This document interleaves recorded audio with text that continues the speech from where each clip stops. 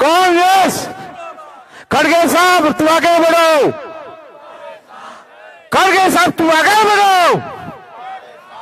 खड़गे साहब तुम आगे बढ़ो, खड़गे साहब तुम आगे बढ़ो, राजू भाई तुम आगे बढ़ो, राजू भाई तुम आगे बढ़ो, शर्मा साहब तुम आगे बढ़ो, वे रघु जी शर्मा साहब आप आगे बढ़ो, राजू भाई तुम आगे बढ़ो, खड़गे साहब अपना राष्ट्रीय अध्यक्ष माननीय खड़गे साहेब અત્રે ઉપસ્થિત થઈ ગયા છે। આપણે સૌએ જ્યારે સ્ટેજ ઉપર આવે ત્યારે તાળીઓના ગડગડાટથી આવકારવાના છે।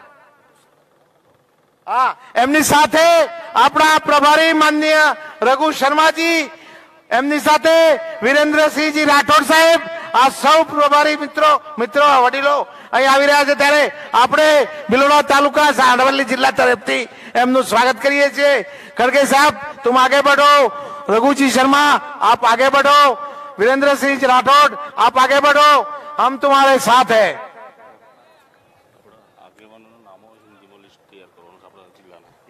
कमलेंद्र सिंह को कांग्रेस पार्टी जिंदाबाद, जोरदार नारा लगाइए। कांग्रेस पार्टी जिंदाबाद, कांग्रेस पार्टी जिंदाबाद, सोनिया गांधी जिंदाबाद।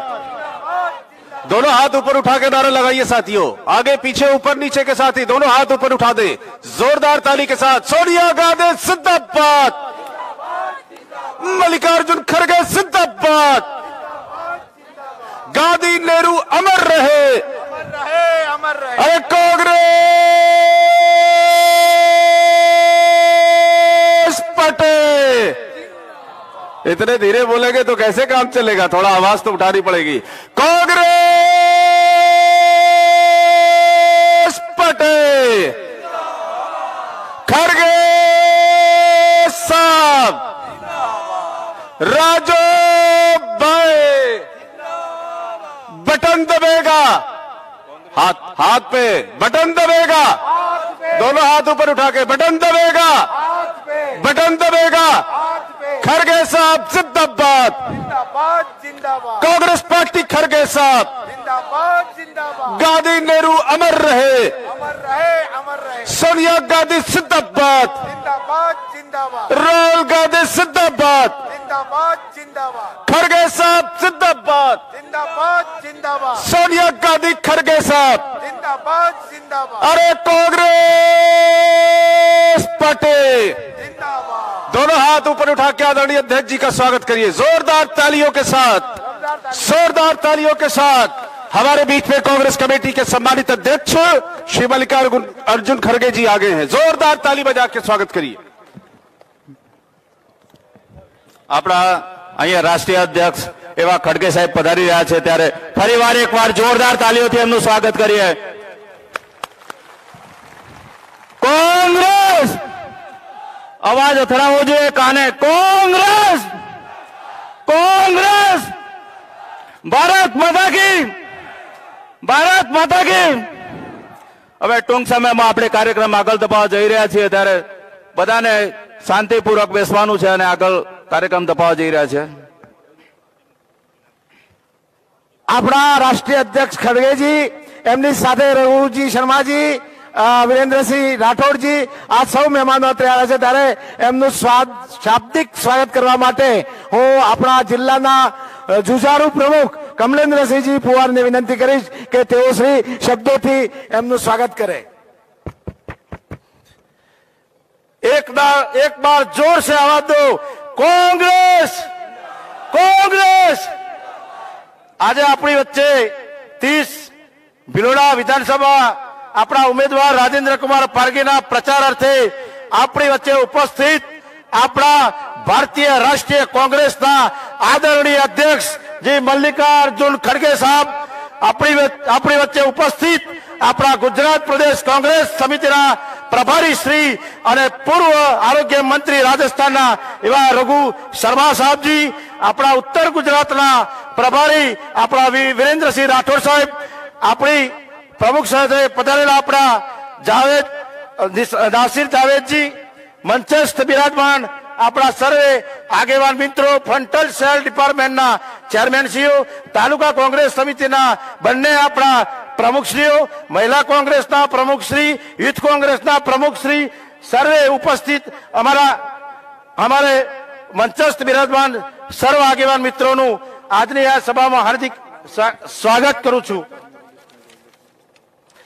આપ સૌ જાણો છો તેમ આજે ગુજરાતની અંદર 27 વર્ષથી જે કુશાસન જે ચાલી રહ્યું છે એ અહંકારી રાજકારણીનું જો આપ સૌના માધ્યમથી 5 તારીખે આપ સૌ કોંગ્રેસના પંજાના નિશાન ઉપર ભિલોડા બેઠકના ઉમેદવાર ભાઈ શ્રી રાજેન્દ્ર કુમાર પારગીને ખૂબ જંગી મતોથી મતદાન કરીને જીતાડો તેવી અપેક્ષા આપની વચ્ચેથી રાખું છું.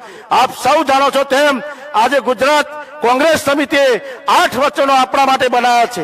એ 8 વચનોમાં આપ સૌ જાણો છો કે આજે શિક્ષિત બેરોજગાર યુવાન ખૂબ પરેશાન છે, મહિલાઓની કોઈ સુરક્ષા નથી, આદિવાસી વિસ્તારની અંદર જળ જંગલ જમીનના પ્રશ્નો યથાવત છે, પેશા એક્ટના કાયદાનો અમલ પણ યોગ્ય રીતે જે થવો જોઈએ તે પણ થતો નથી. આ બાબતોનું નિરાકરણ જો આપને કરવું હોય તો આપ સૌની વચ્ચે 5 બારના રોજ આપ સમયસર કોંગ્રેસ પરના પંજાના નિશાને મતદાન કરો, જેથી કરીને અહંકારીઓ રાજકારણનું કુશાસન માંથી આપણને મુક્તિ મળે અને આવનાર આપણી ભવિષ્યની પેઢીને ખૂબ આપણે ઉજ્જવળ તકો મળે.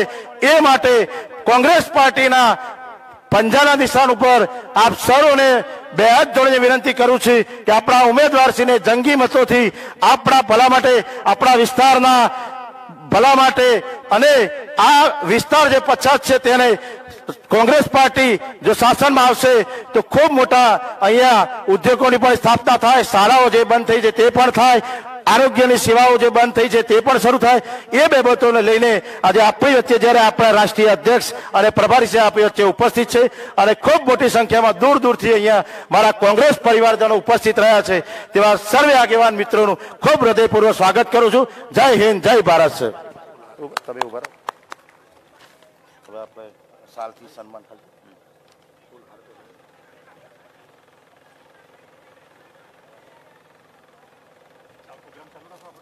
હવે આપણે મહેમાનોનું સન્માન સાલથી કરીશું. સાલ લો. ખડગે સાહેબનું સન્માન હું પોતે અરવલ્લી જિલ્લા કોંગ્રેસ તરફથી કરીશ.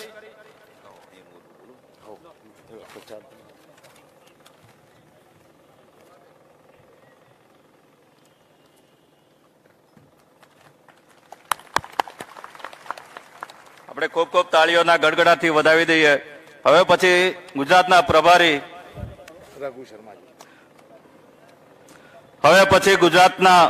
રઘુ શર્મા સાહેબનું સ્વાગત આપણા 30 ભિલોડા મેઘરજ વિધાનસભાના ઉમેદવાર રાજુભાઈ પારગી સાહેબ કરશે.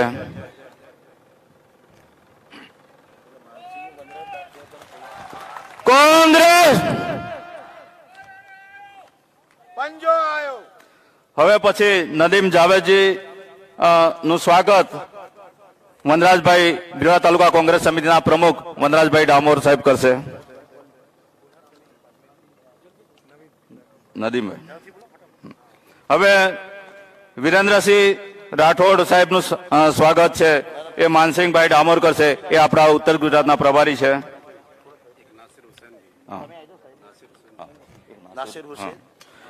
હવે એમના પછી નાસિર હુસેન સાહેબનું સ્વાગત છે, એ અમારા તાલુકા સદસ્ય કાંતિભાઈ ખરાડી સાહેબ કરશે.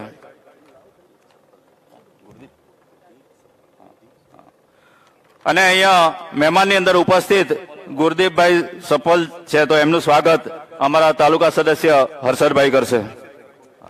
કાંતિભાઈ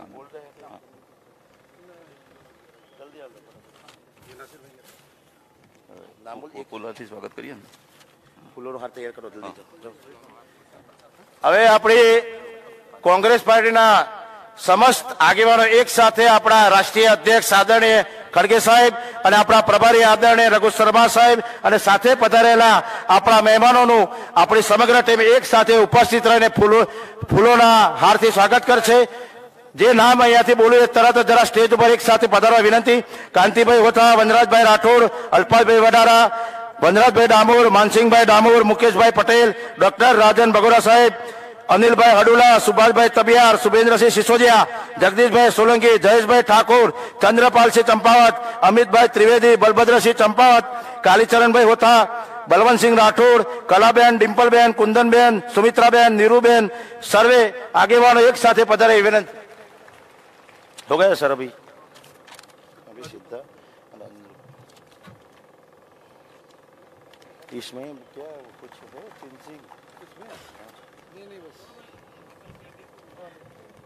હવે આપણી વચ્ચે આપણા ભિલોડા બેઠકના યુવાન નેતા ઉમેદવાર ભાઈ શ્રી રાજેન્દ્ર કુમાર પારગીને વિનંતી કરું કે આ સભાને સંબોધશે.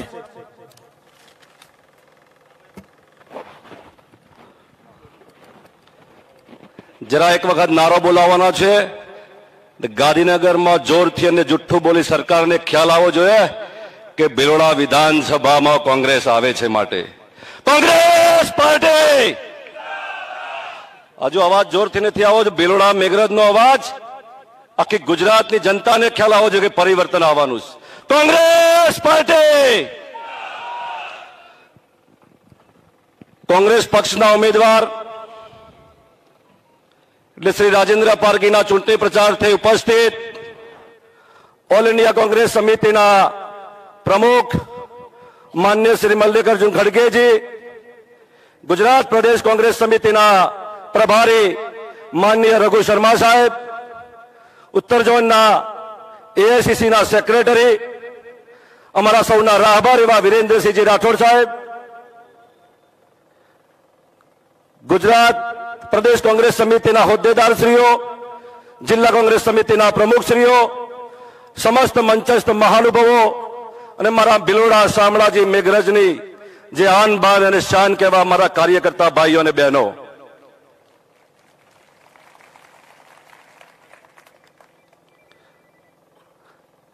ભારતીય જનતા પાર્ટીની સરકાર 27-28 સુધી ગુજરાતમાં 27-28 વર્ષથી ભિલોડા શામળાજી મેઘરજના સતત વિધાનસભામાં ડોક્ટર સ્વર્ગસ્થ અનિલભાઈ જોશીના રજૂઆત કરતા આવ્યા છે. છતાં પણ ભારતીય જનતા પાર્ટીએ આ ભિલોડા શામળાજી મેઘરજના આદિજાતિ વિસ્તારના તમામ સમાજોના હક અને અધિકારના વણ ઉકેલા પ્રશ્નોને આપણે વાચા આપવા માટે ગાંધીનગરમાં કોંગ્રેસના ધારાસભ્યને મોકલવાનું છે. ભારતીય જનતા પાર્ટીના શાસનમાં મોંઘવારીએ માજા મૂકી છે. અસહ્ય ભાવ વધારો થઈ ગયો છે. પેટ્રોલ, ડીઝલ, અનાજ, કઠોળ, કરિયાણું, તેલ અસહ્ય ભાવ વધારાને લીધે આપણા આર્થિક રીતે આપણને ખિસ્સામાં પણ તકલીફ પડી રહી છે. બેરોજગાર યુવાનો છે, રોજગારી નથી મળતી. કોરોના વાયરસની મહામારીની અંદર ભારતીય જનતા પાર્ટી સુસ્ત અવસ્થામાં સૂઈ રહી હતી. આ બધું આપણે ખૂબ સારી રીતે જાણીએ છીએ. ભિલોડા આદિજાતિ વિસ્તારની અંદર સમગ્ર ગુજરાતના આદિવાસી સમાજના યુવાનોએ ભારતીય જનતા પાર્ટીએ 1 લાખ આદિવાસી પ્રમાણપત્રો ખોટા આપ્યા હતા.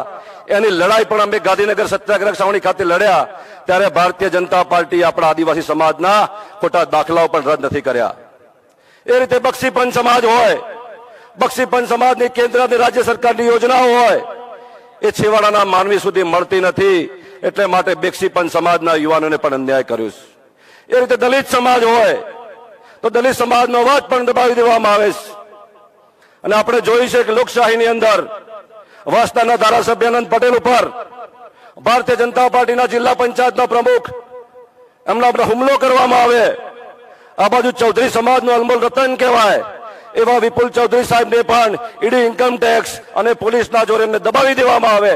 ભારતીય જનતા પાર્ટી તમામ સમાજના આગેવાનો જ્યારે પોતાના સમાજ અને હક અને અધિકારની વાત કરતા હોય ત્યારે એમનો દબાવી દેવામાં આવે છે. એ હરગીજ ચલાવી લેવાનો નથી. બીજી વાત કરું, શામળાજી વિસ્તાર યાત્રાધામ આવેલું છે. મોટા કંથારિયા હોય કે વાંકા ટીંબા હોય કે ટિન્ટોઈની સરહદથી કે રતનપુર સરહદથી જે લોકો ભિલોડા ખાતે એમને મામલતદાર કચેરી કે તાલુકા પંચાયત કચેરીએ કંઈક કામ માટે આવવું પડે છે ત્યારે પણ જિલ્લા પંચાયતના પ્રમુખ તરીકે શામળાજીને તાલુકો બનાવવાની વાત કરી હતી, છતાં પણ ભારતીય જનતા પાર્ટી સરકારે બનાવ્યો નથી. આ વિસ્તારના મેસો, હાથમતી, વણજ, વેડી ડેમ ઇન્દિરા ગાંધી, રાજીવ ગાંધી કોંગ્રેસના શાસનમાં બન્યા. અને એનું લિફ્ટ ઇરિગેશન કરીને પાણી આપવાની વાત કરી ત્યારે પણ ભારતીય જનતા પાર્ટી આપણા વિસ્તારને અન્યાય કર્યો છે. આ વિસ્તારની અંદર આરોગ્ય અને શિક્ષણની વાત કરું, જોરથી બોલવું અને જુઠ્ઠું બોલવું, વારંવાર બોલવું એ ભારતીય જનતા પાર્ટીની આદત છે. આજે આરોગ્ય અને શિક્ષણની વાત કરો, ભિલોડા હોય, શામળાજી હોય કે મેઘરજ હોય, મલ્ટી સ્પેશિયાલિસ્ટ હોસ્પિટલ પણ નથી કે ટ્રોમા સેન્ટર પણ નથી. આના માટે સરકારે રજૂઆત કરી, છતાં ભારતીય જનતા પાર્ટીએ ભિલોડા અને શામળાજી મેઘરજને અન્યાય કર્યો છે. આપણા ઘણા બધા વણકેલા પ્રશ્નો છે. સૌ સમાજને સાથે લઈને સૌ સમાજની સમસ્યાઓને આપણે વાચા આપવાની છે. પણ એક મોકો આવ્યો છે 5મી ડિસેમ્બરે ભારતીય જનતા પાર્ટીને પરાસ્ત કરવાનો. ગુજરાતની અંદર પરિવર્તન 100% આવવાનું છે. ગુજરાતનો ખેડૂત સમાજ હોય, નાના મોટા વેપારીઓ હોય, બેરોજગાર યુવાનો હોય, તમામ સમાજના આલમે નક્કી કર્યું છે કે હવે કોંગ્રેસની સરકાર લાવી છે, જનહિતની સરકાર લાવી છે અને આપણા સુખ દુઃખમાં સહભાગી બને એવી સરકાર લાવી છે. તો ભિલોડાની વંશ પરંપરાગત સીટ આપણે જંગી બહુમતીથી વિધાનસભામાં મને મોકલજો. આપના હક અને અધિકારની લડાઈ હું લડીશ, એમાં કોઈ શંકાને સ્થાન નથી. બીજી વાત કહેવા માંગુ છું, જાહેર જીવનમાં આવ્યો છું, આપના સામે સંકલ્પ લઉં છું કે ધારાસભ્યનો જે કંઈ પગાર મળે એ મારા કોઈ પણ સમાજ હોય એના ગરીબ વિદ્યાર્થીઓ માટે મદદરૂપ થઈશ, ગરીબ વિદ્યાર્થીઓ માટે મદદરૂપ થઈશ, કન્યાદાન કરીશ અને જરૂર પડે તે દિવ્યાંગ બાળકોને પણ મદદરૂપ થઈશ. એનો હિસાબ પણ આપની સમક્ષ આપીશ. અને બીજી વાત કરું, 18 વર્ષની મારી ઉંમર હતી ત્યારથી વિદ્યાર્થીઓના હક અને અધિકારની લડાઈ લડીશ, બેરોજગાર યુવાનો લડાઈ લડીશ. કોઈ પણ સમાજ હોય એ સમાજના હક અને અધિકારની વાત આવે ત્યારે દરેક સમાજ સાથે ખભે ખભા મિલાવી એમના હક અને અધિકાર માટે ઉભો રહ્યો છે. બજારની અંદર મારો નાનો મોટો વેપારી હોય, શાકભાજીના લારી વાળો હોય કે ફ્રૂટ્સ વાળો હોય, કટલરી વાળો હોય, એને જો ખોટી રીતે હેરાન કરવામાં આવે તો એના સુખ દુઃખમાં પણ ઉભો રહ્યો છે. એટલે કહેવાનો મતલબ મારો એ છે કે જે મારા તાલુકા પંચાયત, જિલ્લા પંચાયતના પ્રમુખ તરીકે અને પરિષદના પ્રમુખ તરીકે જે કામગીરી કરીશ, ગામથી તાલુકો, તાલુકાથી જિલ્લા મથક સુધી મેં કામગીરી કરીશ. કેન્દ્ર સરકાર, રાજ્ય સરકારની યોજનાઓ શું છે, ગરીબ મધ્યમ વર્ગના લોકોની યોજનાઓ શું છે, એ સારી રીતે વાકેફ છું. સામે ભારતીય જનતા પાર્ટી હોય કે આમ આદમી પાર્ટી હોય, એ ઉમેદવારને ખબર નહીં હોય કે ઇન્દિરા ગાંધી આવાસ યોજનામાં કેટલા રૂપિયા મળે છે અને કેટલા હપ્તે મળે છે, એ પણ ખ્યાલ નહીં હોય. જનપ્રતિનિધિ કેવો હોવો જોઈએ? પ્રજાની સુખાકારીની યોજનાઓથી વાકેફ હોવો જોઈએ, આપણા સુખ દુઃખમાં સહભાગી હોવો જોઈએ. માટે આપને 2 હાથ જોડીને વિનંતી કરું છું કે કોંગ્રેસના પંજાના નિશાન ઉપર કચકચાઈને મતદાન કરજો. આપના હક અને અધિકાર માટે કચકચાઈને વિધાનસભામાં રજૂઆત કરી આપના પ્રાણ પ્રશ્નો ઉકેલવાની ખાતરી આપું છું. જય હિન્દ, જય ભારત.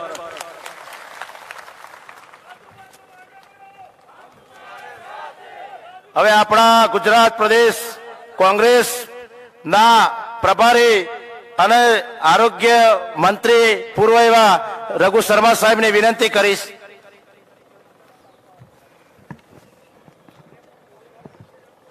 कांग्रेस के राष्ट्रीय अध्यक्ष आदरणीय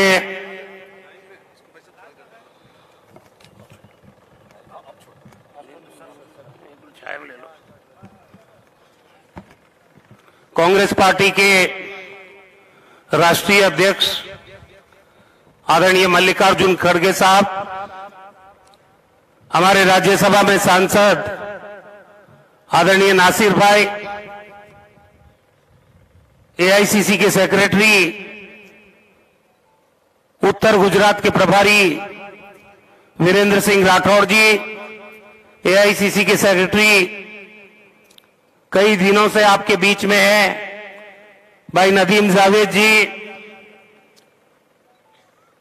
गुरदीप सप्पल जी, हमारे पार्टी के उम्मीदवार भाई राजू पारगी जी, जिला कांग्रेस कमेटी के अध्यक्ष कमलेंद्र सिंह जी, वनराज सिंह जी राठौड़, कांति भाई खाट, अल्पेश वडेरा जी, वनराज दामोर जी, मानसिंह दामोर जी, कांतिलाल ओझा जी, डिम्पल बेन, कमला बेन भावसार, प्रेस और मीडिया के साथियों और यहां उपस्थित भिलोड़ा विधानसभा क्षेत्र के मेरे सभी आदरणीय भाइयों बहनों, 5 तारीख को गुजरात की तकदीर का फैसला होने वाला है.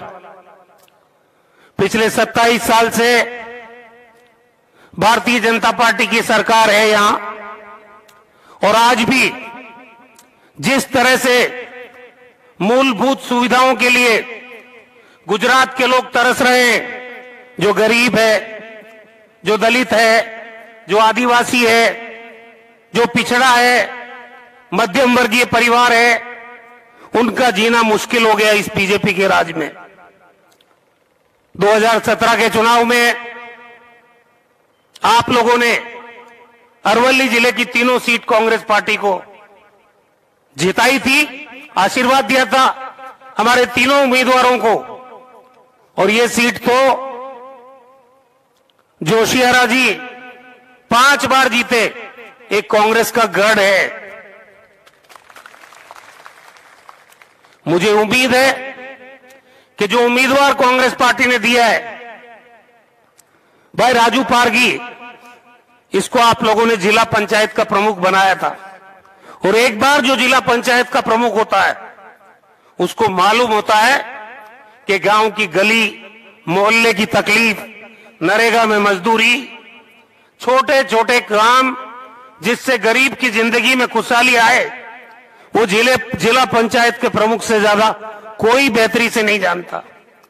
ये जो घूम रहे ना आम आदमी पार्टी और कोई बीटीपी तो खत्म हो गई। छोटू भाई वसावा जो बीटीपी के राष्ट्रीय अध्यक्ष थे, उनको पूछो कौन सी पार्टी के चुनाव चिन्ह पे चुनाव लड़ रहे हैं। उनके बेटे ने उनको टिकट देने से मना कर दिया, अपक्ष लड़ रहे हो खुद ही। बहुत बुरा हाल है। और ये जो आम आदमी पार्टी के लोग घूम रहे, ये कोई सरकार बनाने नहीं आए, ये कांग्रेस का नुकसान करने आए हैं।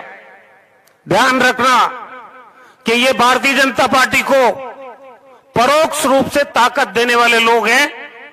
एक सीट गुजरात में नहीं आ रही है आम आदमी पार्टी की, फिर यहां वोट काटने क्यों आए?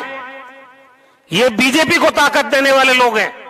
जो कांग्रेस का वोट काटना के लिए मैदान में है, वो किसको ताकत दे रहा समझ लो आप। अभी मेरे को आपके कमलेंद्र सिंह जी कह रहे थे कि कई दिनों से जब से जिला बना है 10 साल हो गए, अरवली में सिविल हॉस्पिटल की मांग की जा रही है। 10 साल साबरकांठा जिले से अलग हुए, अरवली जिला बना, सिविल हॉस्पिटल की मांग की जा रही है। 27 साल से जो हुक्मरान बैठे हैं, जो बीजेपी सरकार में बैठी है, इस इलाके के लोगों को सिविल हॉस्पिटल नहीं दे पाई।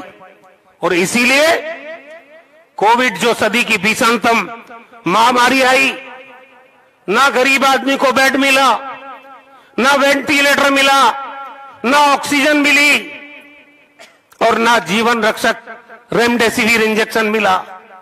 ये 50 किलोमीटर दूर, मैं राजस्थान से आता हूं, 3 लाख लोगों ने गुजरात में इलाज के अभाव में दम तोड़ा है। यहां पैसे वालों के लिए अस्पताल है, वो इलाज करा सकता है, लेकिन जिस गरीब की जेब में पैसा नहीं, वो कहां जाए? वो अल्लाह को प्यारे हो गए, वो भगवान को प्यारे हो गए। एम्बुलेंस में दम तोड़ दिया, 3 लाख लोगों की मौत हुई इलाज के अभाव में गुजरात में।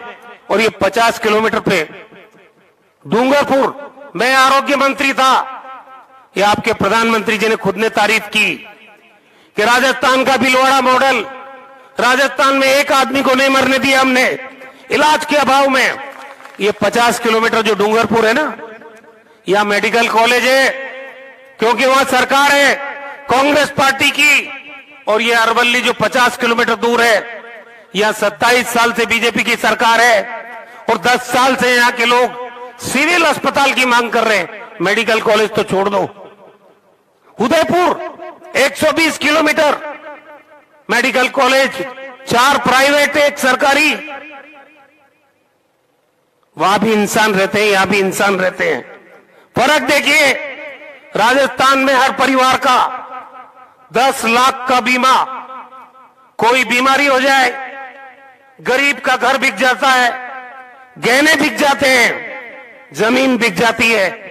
हमारी सरकार जो कांग्रेस की सरकार है, उन्होंने फैसला किया कि हर परिवार का 10 लाख का बीमा, अगर 10 लाख तक इलाज में एक नया पैसा किसी को गरीब आदमी हो, आदिवासी हो, आम आदमी हो, उसको एक नया पैसा इलाज में देना नहीं पड़ेगा।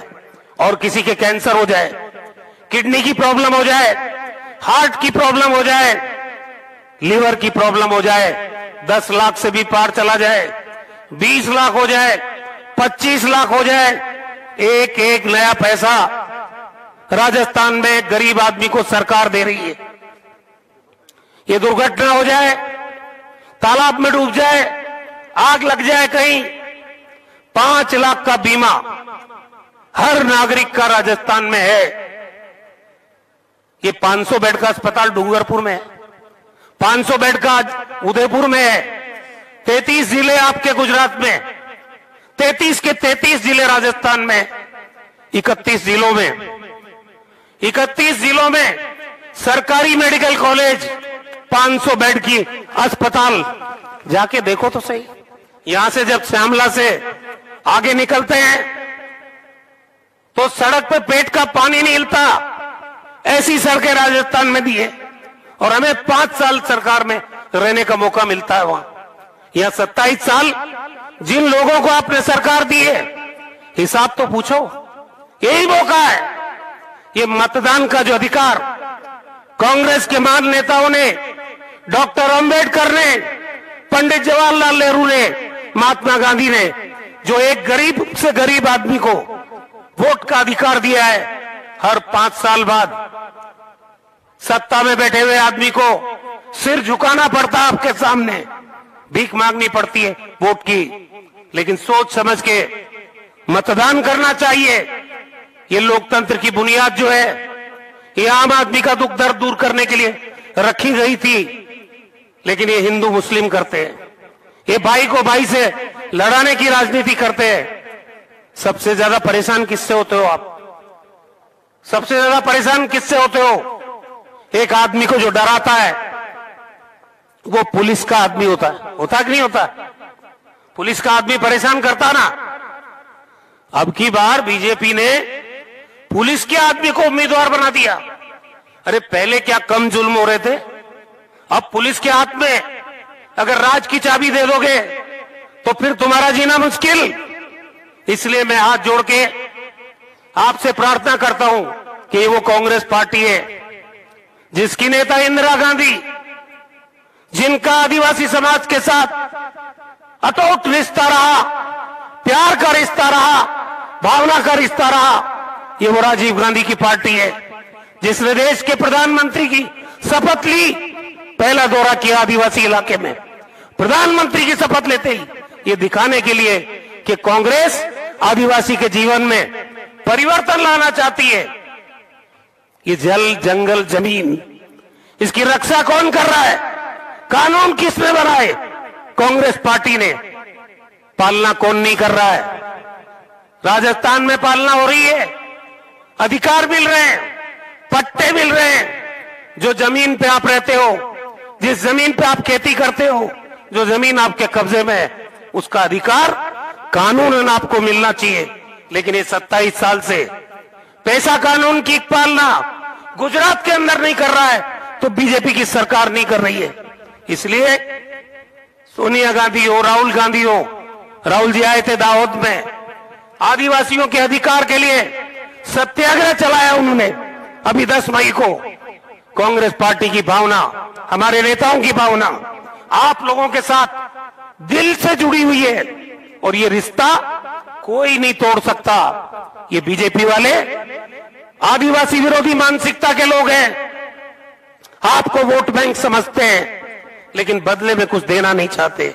मैं लंबी बात नहीं करूंगा, आपसे हाथ जोड़ के प्रार्थना कर रहा हूं कि 5 तारीख को, क्योंकि पहले फेज की वोटिंग हो चुकी है 1 तारीख को, और जो खबरें आ रही है इस बार गुजरात में भारतीय जनता पार्टी की विदाई हो रही है, कांग्रेस आ रही है, सरकार बनेगी, आपकी सरकार बनेगी। गुजरात के गरीब की, गुजरात के आदिवासी की, गुजरात के दलित की, गुजरात के अल्पसंख्यक की, गुजरात के आम और अवाम की भावनाओं की सरकार बनेगी। इसलिए इस यज्ञ में आप आहुति दीजिए। हाथ का निशान है जो इंदिरा गांधी जी ने दिया है, इस पे बटन दबाइए, ज्यादा से ज्यादा मतदान के जरिए राजू भाई को जिताइए। बहुत बहुत धन्यवाद। जय हिंद।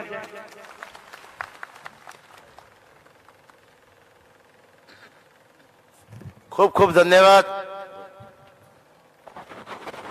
હવે આપણા ઓલ ઇન્ડિયા કોંગ્રેસ સમિતિના પ્રમુખ માનનીય મલ્લિકા ખરજુણ સાહેબ આપણને સભાને સંબોધન કરવા જઈ રહ્યા છે, ત્યારે આપણે એમને તાળીઓના ગડગડાટથી વધાવી લઈએ। Congress party, Congress party. મલ્લિકાર્જુન ખરજુણ સાહેબ આપને સંબોધન કરશે।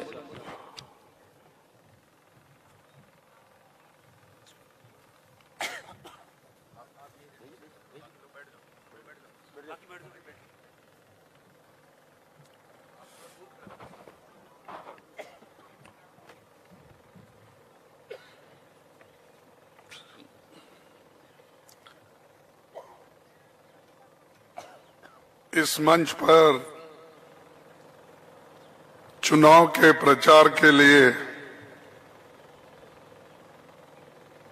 आए हुए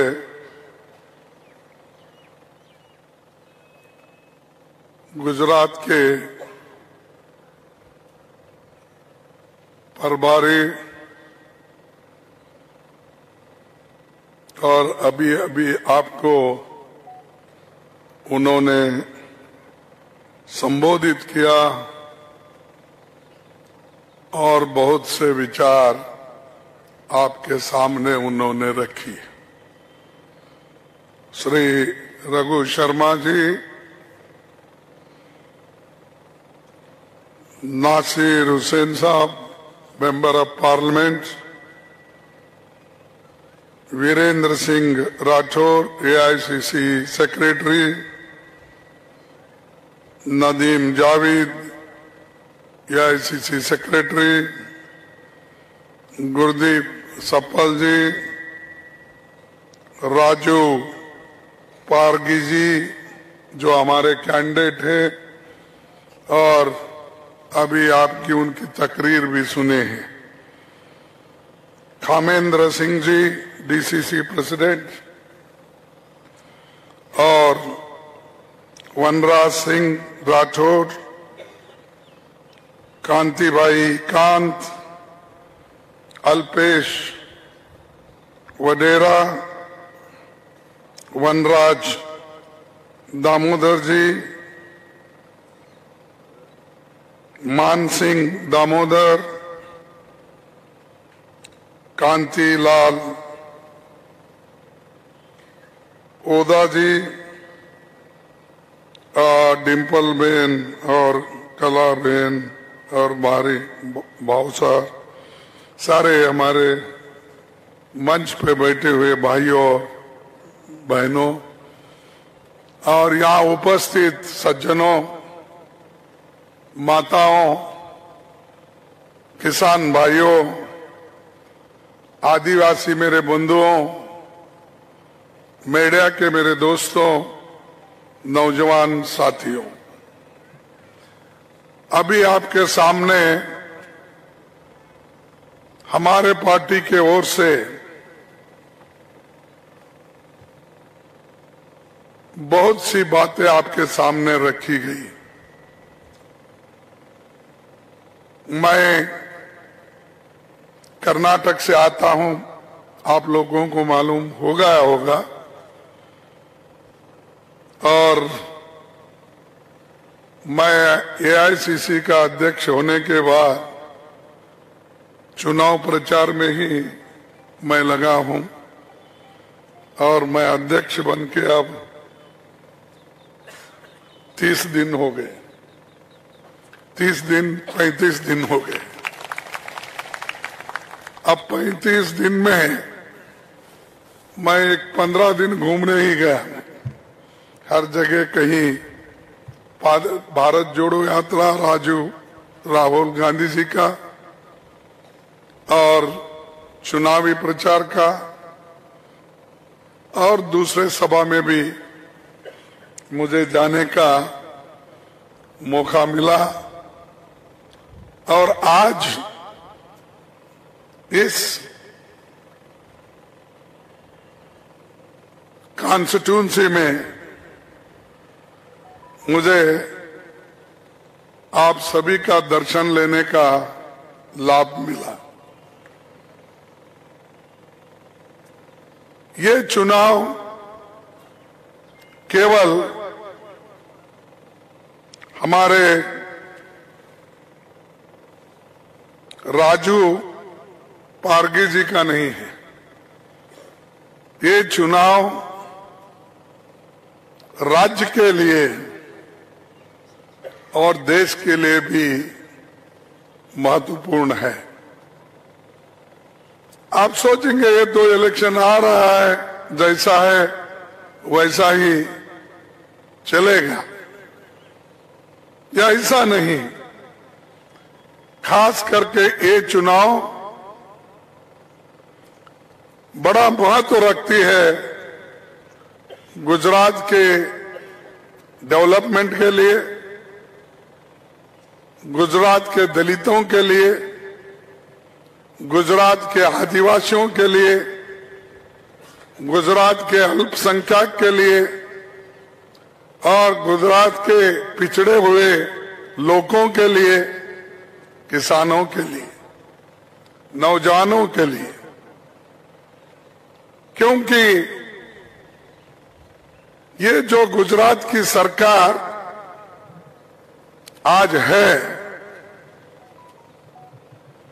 ये सरकार तो खैर ये नए जो मुख्यमंत्री बने तो इधर इधर बने, शायद कितने साल हो गए? 1 साल हो गए। 27 साल से गुजरात में किनकी सरकार है? बीजेपी की सरकार है। 27 साल हुकूमत करने के बावजूद भी अगर आप गुजरात के लोगों को नौकरियां दिलाने के काबिल नहीं है, पानी की व्यवस्था करने में काबिल नहीं है, बच्चों के शिक्षण देने में भी काबिल नहीं है, लड़कियों के शिक्षा के लिए आप काम नहीं करते, तो फिर किस काम के हैं आप? मैं पूछता हूं, क्योंकि बार बार कहा जाता है और उसमें देश के प्रधानमंत्री और राज्य के लोग भी यही बोलते हैं, हमारी डबल इंजन की सरकार है। भाई डबल इंजन की सरकार होते हुए ये बार बार फेल क्यों हो रहा है इंजन? और 6 साल में 3 चीफ मिनिस्टर, इसका मतलब है ये इंजन काम नहीं कर रहे हैं। लोग तो आपको हुकूमत दिए, लोग आपके हाथ में सत्ता दिए, लेकिन आप उनको नौकरियां नहीं दे रहे। और यहां तक कि अपने सरकारें तो उनकी बदलते जा रही है, लेकिन डेवलपमेंट कुछ नहीं हो रहा। और फिर बार बार हमको यह प्रश्न पूछते हैं कि कांग्रेस ने 70 साल में क्या किया? अरे भाई 27 साल तो तुम ही हुकूमत किए हो। इसके पहले जनता पार्टी के नाम से भी आप हुकूमत किए हो। अब 9 साल से देश के प्रधानमंत्री भी बीजेपी के ही है। फिर इसके बावजूद क्या दिक्कत है आपको? ये सोचने की बात है। मैं यहां के लोगों को मैं आपकी तारीफ करूंगा, आप सभी को धन्यवाद दूंगा। आप हमेशा कांग्रेस के साथ ही जुड़े रहे और हमेशा कांग्रेस को ही आप चुनते रहे। और कांग्रेस पार्टी ही इस देश के भलाई में, इस देश के प्रगति में हाथ बटाई है। इंदिरा गांधी जी से लेकर राजीव गांधी, महात्मा गांधी जी से लेकर जवाहरलाल नेहरू, वल्लभ भाई पटेल, सभी ने कांग्रेस पार्टी के ओर से ही इस गुजरात में काम किया, गुजरात को आगे बढ़ाया, देश को आगे बढ़ाया। सभी गुजरात के ही हैं। जब हम किसी ऑफिस में बैठते हैं या किसी सार्वजनिक सभागृहों में बैठते हैं या जजेस होते हैं, डिप्टी कमिश्नर हमारे पास बोलते, कलेक्टर आपके पास बोलते हैं क्या, ये सब होते हैं, एसपी होते हैं, उनके सर पर किसकी फोटो रहती है? महात्मा गांधी जी की फोटो। गांधी जी कहां के हैं? कहां के हैं? लेकिन बीजेपी के नेता लोग बोलने में हिचकिचाते नहीं। कांग्रेस ने गुजरात के बेटे का अपमान किया। अरे महात्मा गांधी तो मेरे सर पे है, वल्लभ भाई पटेल मेरे बाहू में है, और देश को एक करने में जब वल्लभ भाई पटेल आजादी दिला में महात्मा गांधी जी जब हमारे सर पे बाहू में है, तो आप क्यों बार बार ये बोल रहे हैं कि हमारा अपमान कर रहे हैं? हमारा, अरे सारे देश तो आपका है ना, आप तो प्रधानमंत्री है। यहां पर तो कोई भेदभाव नहीं होना चाहिए। और देश के किसी भी कोने में जाओ, दुनिया के किसी भी कोने में जाओ, महात्मा गांधी जी का नाम पहला लिया जाता है। ये गुजरात है। लेकिन हमको हमेशा एक लोगों में द्वेष फैलाने का, हम में झगड़ा लगाने का, हमको डिवीजन करने का, एक तो धर्म धर्म में आग लगाने का, भाई भाइयों में झगड़ा लगाने का, फिर ऊपर से यहां आने के बाद भी वो अपनी बात बोलते रहते चंद लोग। तो इसलिए भाइयों, हमको ये जरूरत है आज कांग्रेस पार्टी को फिर से यहां सत्ता में लाने की आवश्यकता है। जब कांग्रेस पार्टी यहां सत्ता में थी तो गुजरात पे कर्जे का भार कितना था? 10,000 करोड़। और आज कितना है? 4.5 लाख कर्जा। अरे हम जब थे, हम चलाए, हम डैम किए, बड़े बड़े इरिगेशन प्रोजेक्ट किए और टैंक्स बनाए, रास्ते बनाए, स्कूल बनाए, कॉलेज बनाए, देश में आईआईटी, एम्स, ऐसे बड़े बड़े संस्थाएं बनाए, इंजीनियर्स, डॉक्टर्स बनाए। और हमको पूछते तुमने क्या किया? ये क्या आज के डॉक्टर्स, आज से इंजीनियर्स, आज के टेक्नोलॉजिस्ट और आज जो आईएएस आईपीएस ऑफिसर भी है ना, ये तो देन बाबा साहब अंबेडकर संविधान तैयार करने के बाद एससी एसटी को मौका मिला एसपी बनने का, मौका मिला आईएएस बनने का, मौका बना प्रोफेसर बनने का, टीचर बनने का। तब आप कहां थे? इस देश के संविधान बनाते वक्त आप कहां थे भाई? इस देश के आजादी के लड़ाई लड़ते वक्त आप कहां थे? लोग तो हमारे मरे, सूली पे हमारे लोग चढ़े। इस देश को एक रखने के लिए हमने कुर्बानियां दी। इंदिरा गांधी जी इस देश को एक रखने के लिए ही अपने प्राण समर्पित किए।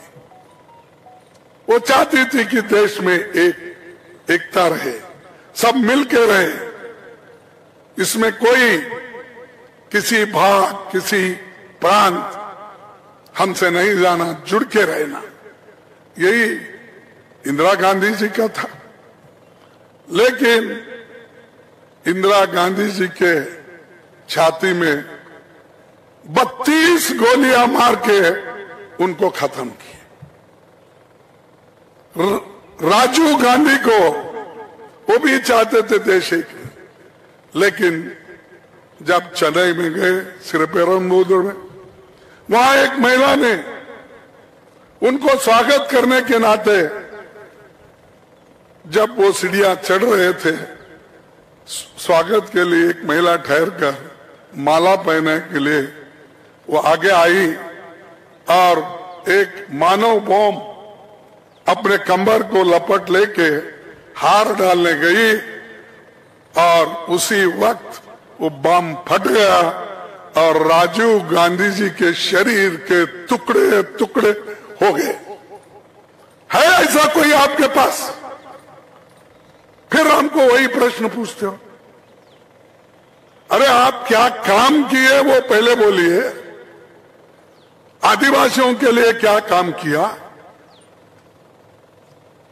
गुजरात में एससी और एसटी के खिलाफ जो एट्रोसिटीज है, दौर्जन्य है, 17% बढ़े हैं। कितना बढ़ा है? 17%। भाई अब अच्छा गवर्नेंस, अच्छी गवर्नमेंट कहां गई? अभी आप रक्षा नहीं कर सकते। और ये सब कानून कांग्रेस ने बनाए, आपने कोई कानून नहीं बनाया। आप है नहीं सो हमारी जमीन छीन ले रहे, हमारी जंगल छीन ले रहे, हमारा जल छीन ले रहे, ये सभी आप छीन ले रहे हो। लेकिन हम कांग्रेस पार्टी इसको कभी छीनने नहीं देंगे, वो चाहे कुछ भी हो। हम लड़ते रहेंगे, हम इसकी हिफाजत करते आए हैं और आगे भी हम करेंगे। तो इसीलिए आपको बदलाव करना है। आप यहां बोलो, बाजू के गांव में भी अगर कांग्रेस का कैंडिडेट है तो प्रचार करो, पैदल पैदल फिरो, क्योंकि हमारे लोगों के पास तो उतने संपत्ति नहीं, रिसोर्सेस नहीं। जो आज बीजेपी के लोग इतना उड़ रहे हैं, गुजरात में 5 चीफ मिनिस्टर यहां आए हैं, 40 केंद्र के मंत्री यहां पर हैं, आजू बाजू के मिनिस्टर्स 150 के करीब यहां है। जब इतने लोग यहां आकर हमारे कांग्रेस पार्टी के खिलाफ प्रचार कर रहे हैं, और वो भी बगैर कुछ काम किए, सब कुछ हमने किया। आपने तो 28,000 टीचर्स के पोस्ट खाली है गुजरात में, वो भर्ती नहीं कर रही है सरकार। 20,000 गरीबों के बच्चों को पढ़ाने के लिए क्लासरूम होना, वो नहीं कर रही। और महंगाई तो इतनी बड़ी, महंगाई बढ़ी या नहीं बढ़ी बोलिए? बढ़ी है।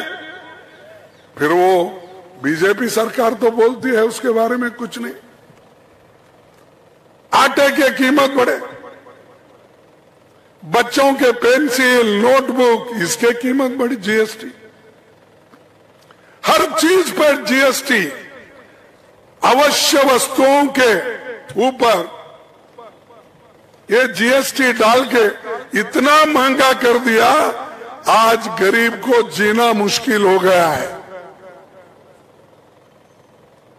और आज बोल रहे हैं कि देश खुशहाली की तरफ बढ़ रहा है।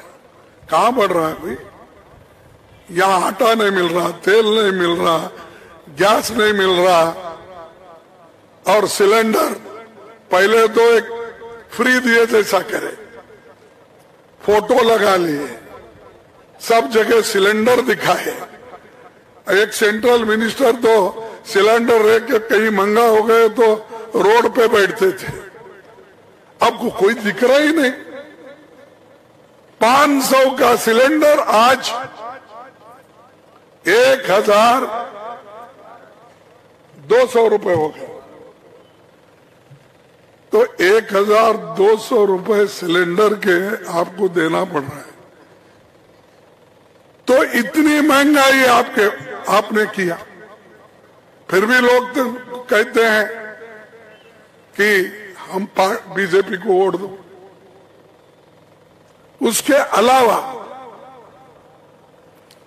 अब किसानों को उनकी दाम दुगनी करने की बात करें। किसने दुगनी हो गई, किसकी तो किसानों का दाम एमएसपी दुगना नहीं हुआ। इसको लड़ते लड़ते 700 किसान दिल्ली और पंजाब के बॉर्डर पे मर गए।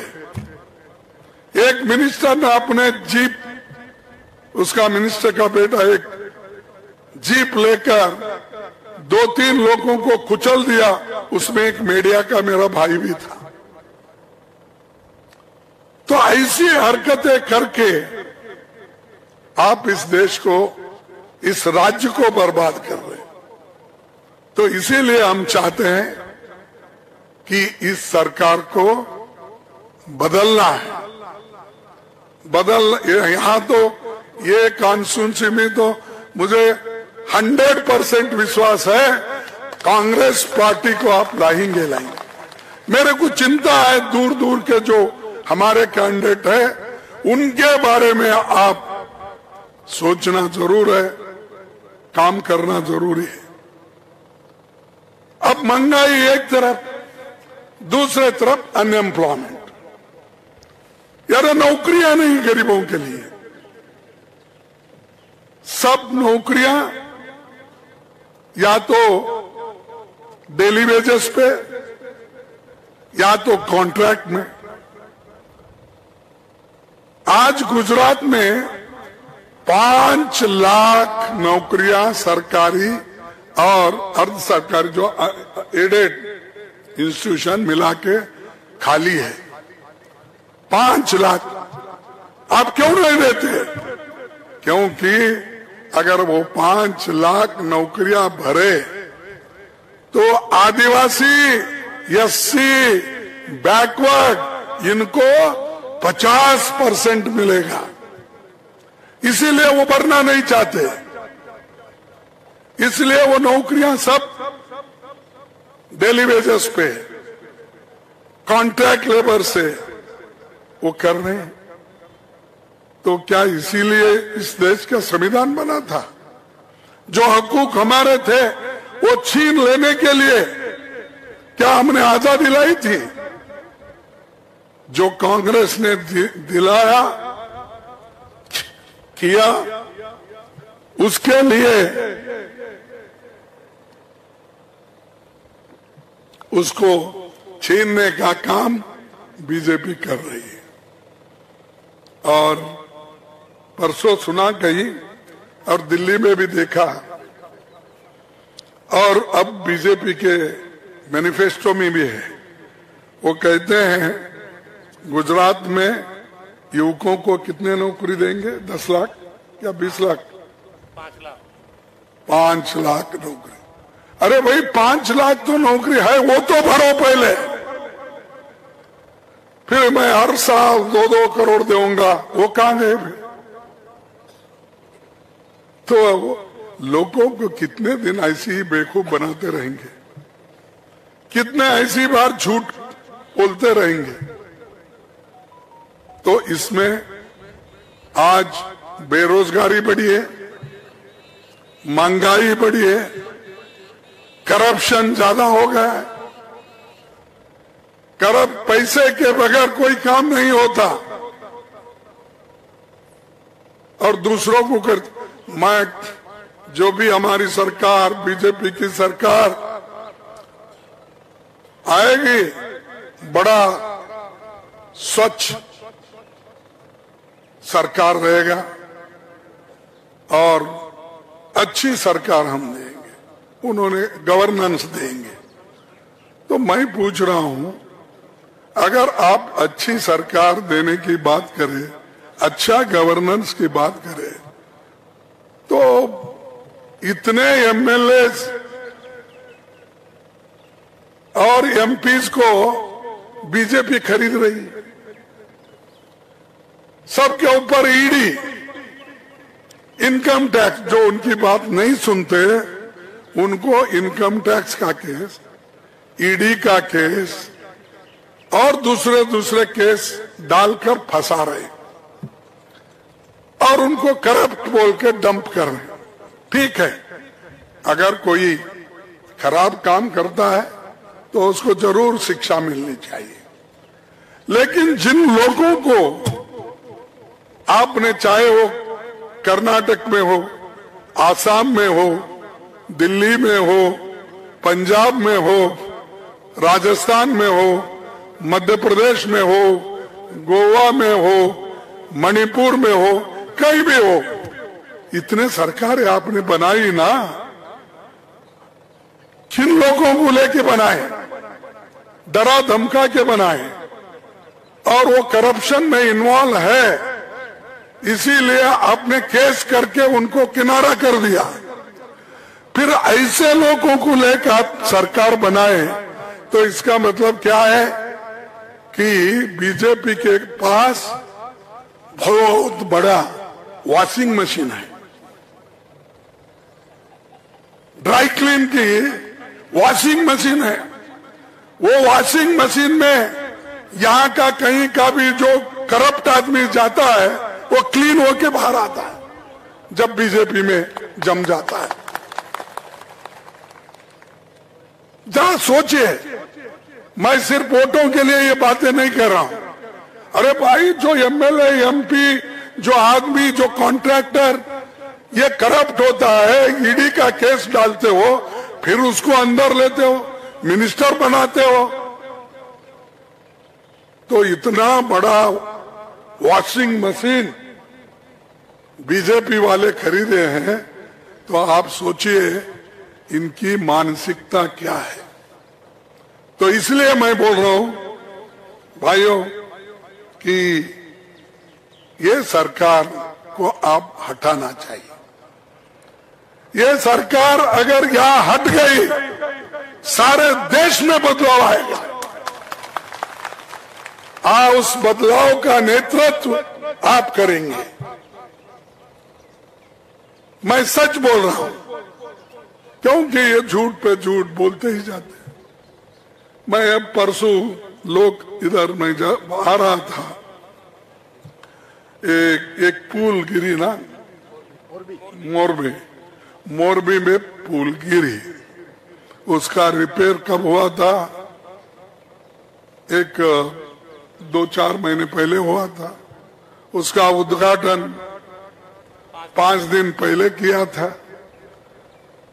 5 दिन पहले उद्घाटन करे, उसकी क्वालिटी देखे या नहीं देखे मुझे मालूम नहीं।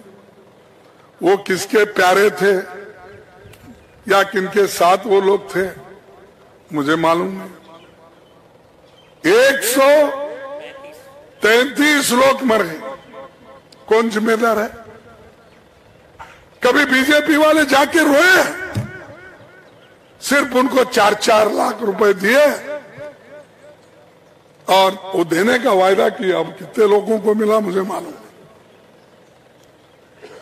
आपका कौन सा काम ठीक है मुझे बताइए। हर चीज आप लोगों को दिशा भूल कर रहे हैं। तो इसलिए भाइयों, आपको यहां जो नकली शराब बेचे जा रहे हैं उसको बंद करवाना है। जो ड्रग्स की माफिया है उसको बंद करवाना है। और उसके अलावा आप लोग ये भी पूछेंगे कि आप लोग आने के बाद क्या करने वाले हैं। एक तो है जो कोविड में अभी हमारे शर्मा जी ने बताया 3 लाख लोग कोविड में मर चुके, उनके लिए कंपेंसेशन नहीं है और उनकी गिनती भी नहीं है। और बाजू के राजस्थान में ठीक होता है तो यहां क्यों नहीं ठीक होता? क्योंकि यहां दिल नहीं है।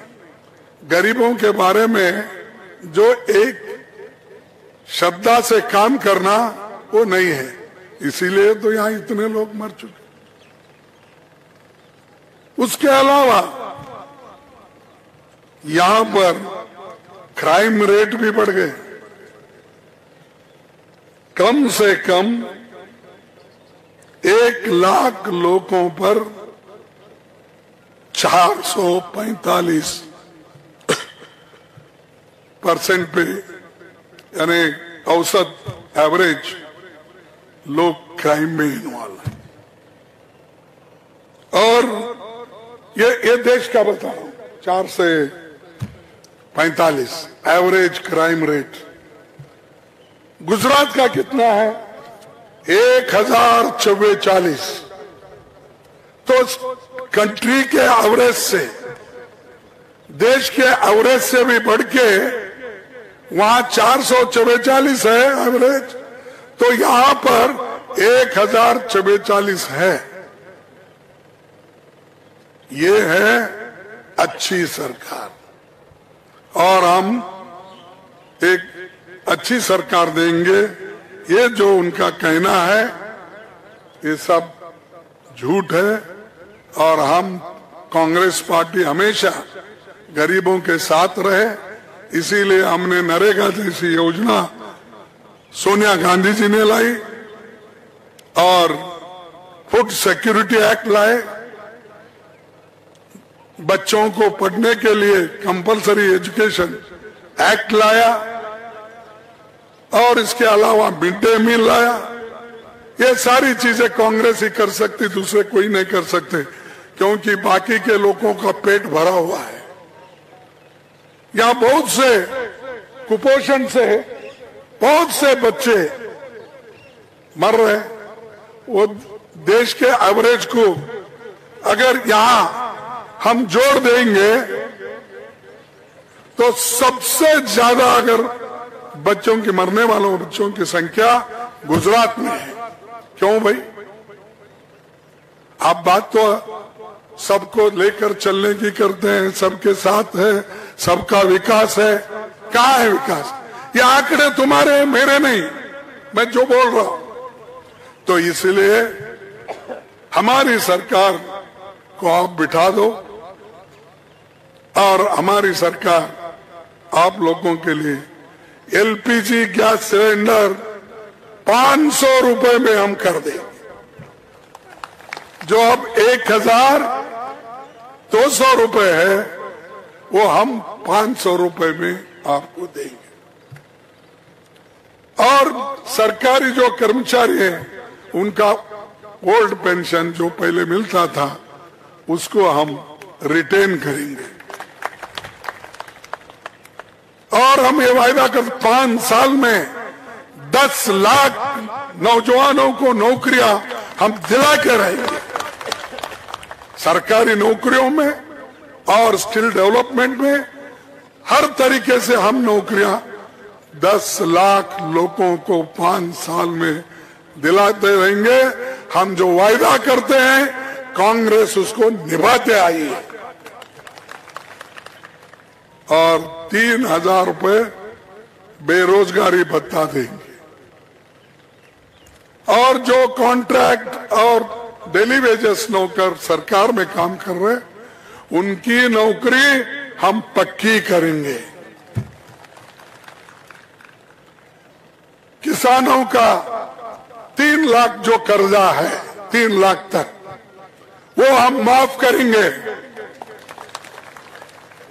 ये हमारे वायदे नहीं, इसके पहले भी हम किए हैं। जब मनमोहन सिंह जी, सोनिया गांधी जी यूपीए चेयरपर्सन थी, उस वक्त हमने 72,000 करोड़ रुपए किसानों का कर्जा माफ किया। लड़कियों को केजी से लेकर पीजी तक फ्री एजुकेशन हम देंगे। और 3,000 नए स्कूल खोलेंगे, खास करके हमारे गरीब भाई बहन, दलित, वंचित, पीड़ित, शोषित, ये सब लोगों को एजुकेशन का ज्यादा फायदा नहीं मिलता, क्योंकि अमीर लोग बड़े बड़े स्कूल बनाए, सब वो लोग उधर जाते हैं। यहाँ स्कूल की रिपेयरी नहीं होती, टीचर की भर्ती नहीं होती। इसलिए हम ये वायदा करते हैं 3,000 सरकारी स्कूल खोलेंगे और घरेलू बिजली 300 यूनिट मुफ्त करेंगे। और आदिवासी के लिए पैसा, ये जो अधिनियम है इसका पूर्ण कार्यान्वयन और जंगल जमीन का पूरा अधिकार ये कांग्रेस पार्टी करेगी। ये हम किए हैं, लड़े हैं और बहुत कुछ काम हमने किया है। ये हमारे वायदे नहीं है, हम निभाते रहते। अब बीच में थोड़े पार्टियां आते हैं, अब क्योंकि एक तरफ तो बीजेपी के बहुत से वायदे, और वो अमित शाह एक बार उनको पूछे, आपने तो बहुत वायदे किए, 15 लाख का वायदा किया था हर घर को देने का, 2 करोड़ नौकरी देने का वायदा। तब उन्होंने बोल ही दिया, पाप बेचारा, डायरेक्टली क्या कहे उन्होंने, अरे वो तो चुनावी जुमले थे। बोला या नहीं बोला? नहीं सुने शायद आप। ये चुनावी जुमले देने वाले लोग वो है, हम काम करने वाले लोग हैं। इसीलिए हम ये वायदा कर रहे हैं।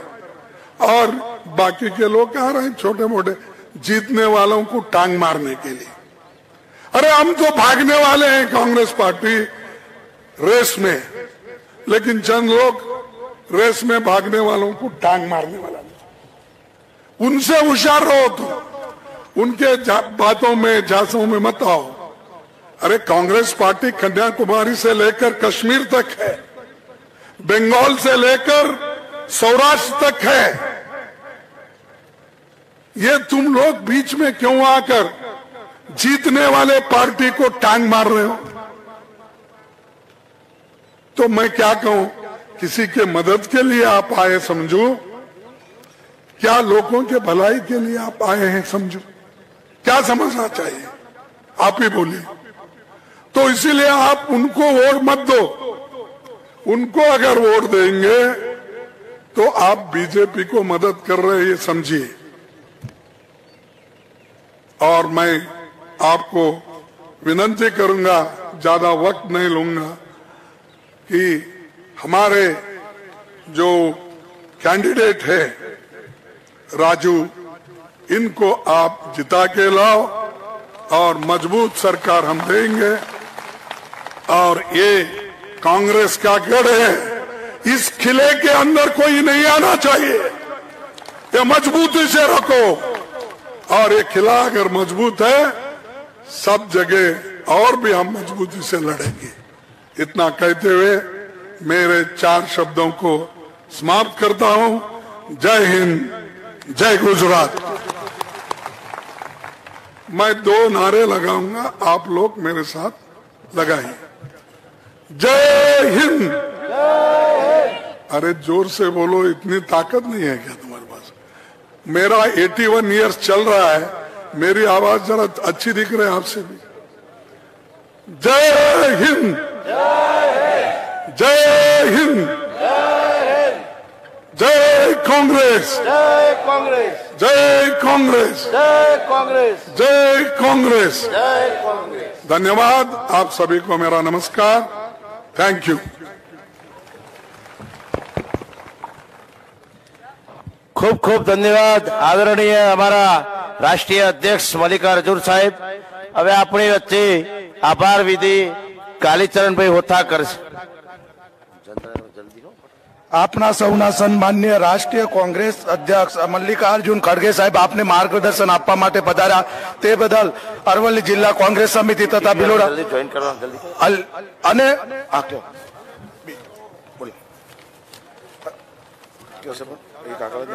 હલો આપને માર્ગદર્શન માટે પધાર્યા તે બદલ અરવલ્લી કોંગ્રેસ સમિતિ તથા ભિલોડા તાલુકા કોંગ્રેસ સમિતિ અને મેઘરજ કોંગ્રેસ સમિતિ વતીથી આભાર માનું છું. ગુજરાત પ્રદેશના પ્રભારી રઘુ શર્માજી અને ઉત્તર ગુજરાતના પ્રભારી રઘુ શર્માજી સતત માર્ગદર્શન આપતા રહ્યા છે તે બદલ તેમનો આભાર બંને તાલુકા વતી આભાર માનું છું. ઉત્તર ગુજરાતના પ્રભારી વિરેન્દ્ર રાઠોડ સાહેબ શ્રીનો આભાર માનું છું તથા એઆઈસીસીના મંત્રી શ્રી બંને સેક્રેટરી શ્રીનો આભાર માનું છું. અખિલ આદિવાસી કોંગ્રેસ સમિતિના